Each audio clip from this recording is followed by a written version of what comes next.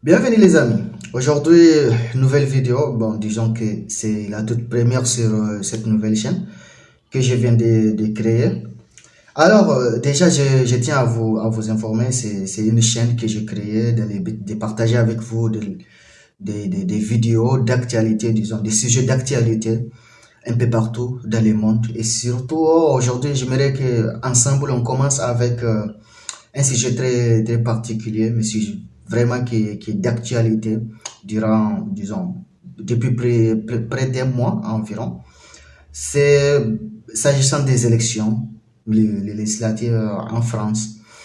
Et pour commencer, j'aimerais juste aujourd'hui qu'on commente ensemble, euh, disons, les beaux discours pleins d'éloquence que le monsieur, disons, le président du RN, du Rassemblement national, disons, du Rassemblement national, nous a livré après les élections du dimanche passé. Il s'agit vraiment là de monsieur Jordan Bardella.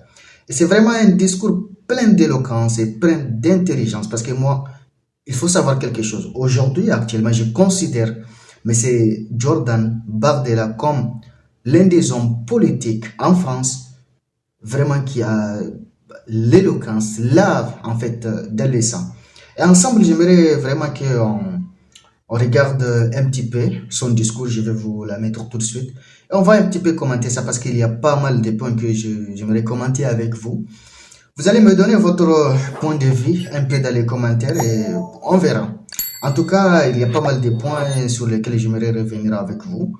Rassurez-vous, vraiment, moi je ne suis pas du genre à critiquer, disons, c'est pas mon genre en fait, à critiquer les hommes politiques parce que de toutes les façons, ils font de la politique sur leurs paroles. Qu'est-ce qu'on peut dire? De toutes les façons, vous pouvez les critiquer, mais c'est toujours les mêmes personnes en fait, des promesses qui se tiennent, ou disons tous les jours, qui ne sont pas souvent respectés, des engagements, disons des projets, disons que les uns et les autres peuvent contester, aimer ou pas aimer, ils restent quand même toujours les mêmes hommes politiques. Alors aujourd'hui, on va un petit peu commenter ces beaux discours pleins d'éloquence, d'intelligence, de cet homme vraiment doué d'intelligence, plein de charisme, Monsieur Jordan Bardella, le président, je rappelle bien, c'est le président du Rassemblement national, le RN. Donc déjà, après ces élections du dimanche passé, ils étaient en tête de liste. Et voilà, on va un petit peu écouter son discours et on va commenter ensemble. Il va prendre la parole dans quelques instants devant des journalistes, essentiellement parce qu'il n'y a pas de militants ce soir. Là, on l'écoute. joue bien la comédie en fait. Ils maîtrisent leur Mes chers compatriotes, ça se voit qu'il est vraiment doué. de métropole, d'outre-mer et de l'étranger. Ce dimanche 30 juin, premier tour des élections législatives, le peuple français a répondu à l'appel des urnes, avec la participation la plus importante depuis 40 ans. Aujourd'hui, les Français ont été au rendez-vous de leurs responsabilités. Ils ont fait honneur à notre démocratie et je tiens à les en remercier. Ah ben là vraiment c'est quelque chose de vraiment politique, hein, vraiment. Les discours politiques, vraiment ça se comprend en fait. Vous voyez là, il vient de dire, voilà, ils ont fait honneur à notre démocratie. Je les ai remerciés en fait. Ça revient tout juste à dire, voilà, en parlant de comment on appelle, honneur à leur démocratie, disons, ça revient juste à dire qu'ils ont fait honneur, voilà, d'adhérer à notre cause, ou voilà, ils nous ont cru, ils ont crié à nos mots, ils se sont joints à nous dans notre combat, avec nos idées, avec notre projet. Déjà, voilà, le projet du RN, vous le connaissez. Mais on va poursuivre un petit peu, voilà. On va parler un petit peu aussi de leur projet. Nous allons revenir là-dessus. À les en remercier. On continue. À nouveau, 3 semaines après les élections européennes, qui ont entraîné la convocation de ces élections législatives anticipées, ils ont rendu un verdict sans appel et confirmé leur aspiration claire au changement. En portant les candidats du Rassemblement national et de ses alliés en tête, en leur permettant d'accéder au second tour dans une écrasante majorité de circonscriptions, les Français ont fait naître un espoir sans précédent dans tout le pays. Je veux leur exprimer... Wow. Mais vraiment, les gars, quand je vous dis, il est éloquent, ça se voit vraiment. Sincèrement, c'est un beau parleur, il a l'éloquence, il a les mots. C'est vraiment à féliciter, c'est vraiment à féliciter cette éloquence-là chez lui. Et on continue, on continue. Et je les appelle à rester mobilisés dans un ultime effort dimanche 7 juillet prochain. Le vote qu'ils exprimeront dimanche prochain est l'un des plus déterminants de toute l'histoire de la Ve République. Voilà, vraiment, ça sent que voilà, la confiance, ça sent la confiance chez lui. On voit que les mecs, ils sentent la victoire. Ils voient qu'ils sont prêts, vraiment, vraiment près du but souhaité en fait. Ça sent la confiance. Le vote qu'ils exprimeront dimanche prochain est l'un des plus déterminants de toute l'histoire de la Ve République. À l'évidence et au regard des résultats, le camp présidentiel, encore largement désavoué aujourd'hui, n'est plus en mesure de l'emporter. Et le score élevé de l'extrême gauche soulève des inquiétudes majeures. Désormais, le choix est clair. Et déjà, voilà, vous voyez, bon, là, comme toujours, hein, il faut, comment on appelle, attaquer par-ci, par-là. Ça, c'est comment on appelle, c'est vraiment l'homme politique. Il faut toujours un petit peu attaquer ses adversaires et un peu. Mais bon, ça c'est les propres de tout politicien. Voilà, ça, comment on appelle, ça ne surprend personne en tout cas, vraiment. Il faut toujours un petit peu... Et le score élevé de l'extrême gauche soulève des inquiétudes majeures. Désormais, le choix est clair. Et deux chemins s'offrent à la France. D'un côté, l'alliance du pire, celle du nouveau Front populaire rassemblé derrière Jean-Luc Mélenchon, qui conduirait le pays au désordre, à l'insurrection et à la ruine de notre économie. De l'autre, l'Union nationale, que j'ai l'honneur de conduire aux côtés de Marine Le Pen, d'Éric Ciotti et de nos alliés. Cette alliance inédite, motivée par l'intérêt national, est désormais l'unique rempart républicain et patriote qui peut faire gagner la France, protéger nos institutions, rétablir la sécurité, décréter la paix fiscale et défendre le travail. Cette extrême gauche dangereuse a fait le choix d'investir des candidats communautaristes, fichés S, aux propos et à l'attitude inacceptables. Elle propose ouvertement dans son projet de désarmer la police, d'ouvrir grand les vannes de l'immigration, d'abolir la loi de lutte contre les squats, ainsi que la loi de... qu'il porte. Mais on va revenir là-dessus. Et d'ailleurs, je vous annonce que nous allons un petit peu commenter tous les discours qui se sont tenus, disons, à la suite des élections, disons, dans la soirée du dimanche. Nous allons tout commenter ici sur cette chaîne avec vous. Ceux qui ont des critiques à faire, vous pouvez à tout moment nous écrire dans les commentaires. Là, j'ai eu déjà quelques abonnés qui m'ont envoyé des messages auxquels j'ai pu répondre. Faites comme il est, partagez vos idées avec nous dans les commentaires et on verra ensemble. On continue un petit peu. Lutte contre le séparatisme islamiste. Désormais sans limite morale, injurieux à l'égard des institutions et de tous ceux qui pensent différemment d'eux, M. Mélenchon et ses amis font courir à notre nation un péril existentiel. J'appelle donc ce soir tous les Français attachés à leur liberté, au redressement de la France, à me rejoindre pour amplifier la dynamique et faire gagner l'union nationale face à ceux qui entendent nous diviser, abîmer l'ordre public et bafouer nos valeurs. Waouh! Les gars, vraiment là, je ne sais pas quoi dire en fait. En parlant de valeurs, en fait, qu'est-ce qui sonne en fait dans l'esprit français?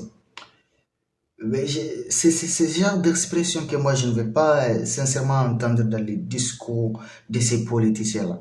Parce que ça ne veut rien dire en fait. Nos valeurs, à chaque fois revenir sur des choses. C'est vraiment pas, pour moi, c'est vraiment pas adéquat en fait. Parlant toujours des valeurs. Et vous remarquez quelque chose. Pour moi, je pense, actuellement, à notre ère, moi, je n'ai connu aucune nation où les politiques, je vais dire par les politiques, les hommes politiques utilisent des expressions comme si, en fait, pour se faire propulser en avant, en fait, nos valeurs, nos valeurs. Mais qui vous a déjà imposé d'autres valeurs? Pourquoi vous aimez prendre des expressions qui n'ont ni tête ni pied pour rembobiner en fait les populations dans votre cause? Parce que parler de vos valeurs en fait, déjà il n'y a personne qui vous a imposé d'autres valeurs. Il n'y a personne qui a imposé aux Français leurs valeurs. Disons, les étrangers qui viennent en France, ils sont là, ils vivent, ils participent avec vous dans vos activités. Ils sont là, ils vivent en fait. Mais vous ne pouvez pas, je ne sais pas, utiliser ces expressions-là pour dire ce sont les autres qui nous imposent d'autres valeurs en fait. Il n'y a personne qui vous impose d'autres valeurs. Et déjà en parlant des valeurs, il n'y a pas une personne qui puisse imposer d'autres valeurs à une autre nation. En fait, chacun est libre en fait de faire ce qu'il veut en fait.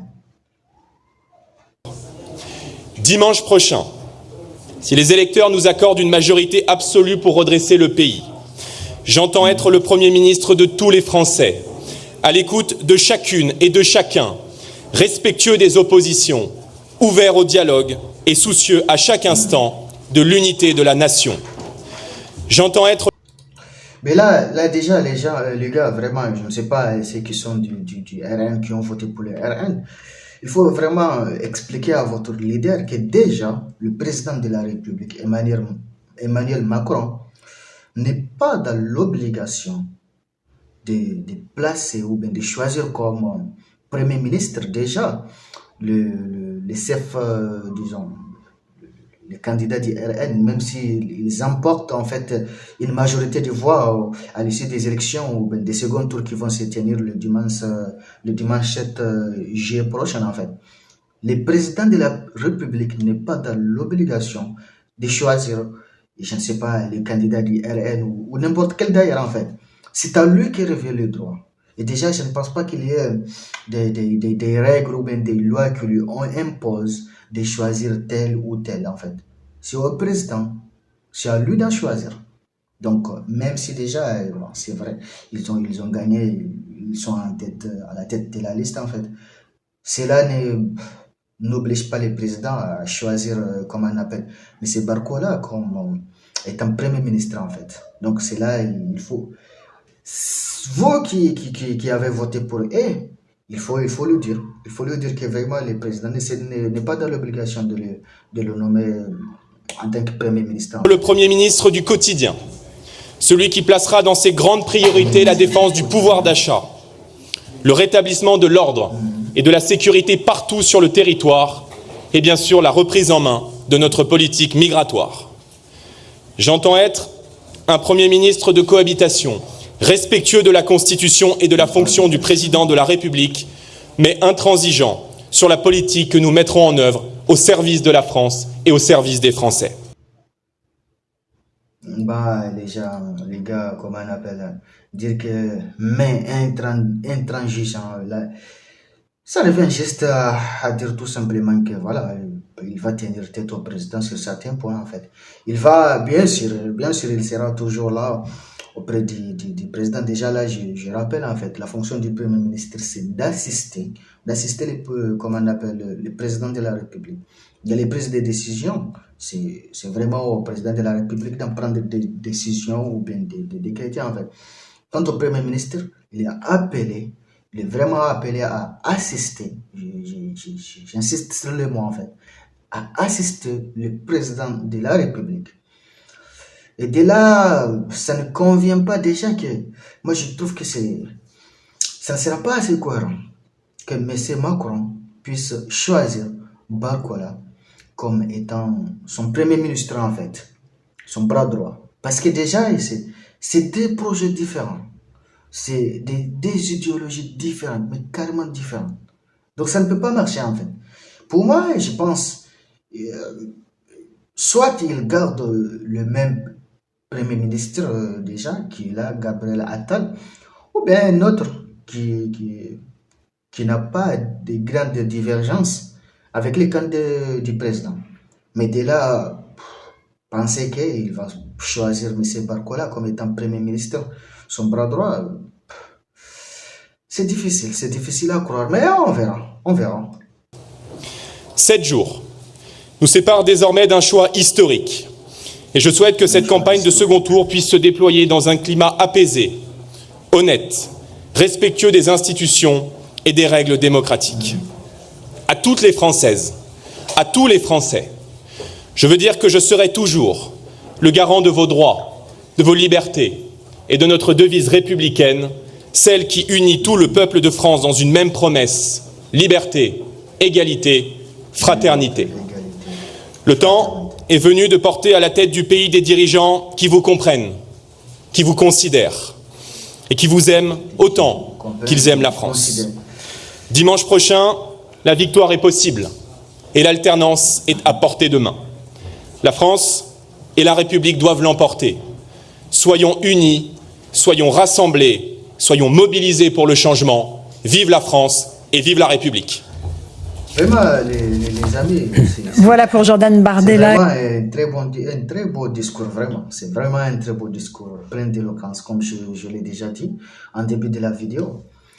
Mais au-delà de cette éloquence, voilà, quand il parle comment on appelle, il est temps de porter à la tête du pays, je sais pas, un président, disons, qui se soucie ou bien qui aime les Français et tout.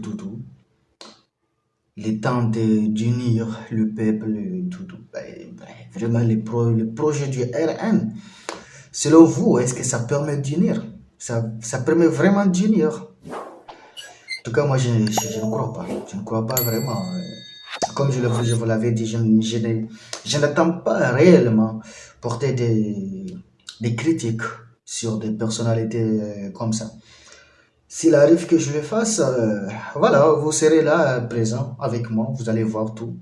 Mais pour le moment, pour l'instant, on les laisse parce que déjà, pour moi, c'est pas lié de porter des critiques d'abord. On va attendre aux élections du 7 juillet, le dimanche prochain. On verra ce que les résultats vont donner. Entre-temps, je tiens vraiment à vous inviter de vous abonner à cette nouvelle chaîne. Voilà, et ça se voit que je suis carrément débutant en la matière. Mais avec le temps, avec vous, on va essayer de développer pas mal de choses déjà. Voir si nous aussi, on aura le temps ou bien, disons, l'occasion de s'exprimer comme cet homme plein de charisme, plein d'intelligence. Et de nous, disons, de nous adresser ou bien de porter des commentaires un petit peu à la hauteur de son éloquence. On verra ensemble. En tout cas, merci de vous abonner et surtout de partager la vidéo au maximum. N'oubliez pas, il ne faut pas dire que je suis, disons, partisan du RN ou, je sais pas, du parti du président ou bien, je ne sais pas, de n'importe quel parti. Je ne suis pas partisan. Et puis, de toutes les façons, moi, je ne suis même pas en France. Actuellement, à l'heure où je vous parle, je ne suis même pas en France. J'habite au Maroc. Et voilà. Donc, n'oubliez pas, abonnez-vous et il y a pas mal de choses. Et peut-être que d'ici demain, nous allons encore un petit peu commenter le discours de M. Gabriel Attal, disons, et pas mal d'autres. J'ai aussi un petit peu regardé le discours de Jean-Luc Mélenchon. On verra ensemble lesquels nous allons choisir un peu plus tard. Merci beaucoup à tous. Ciao.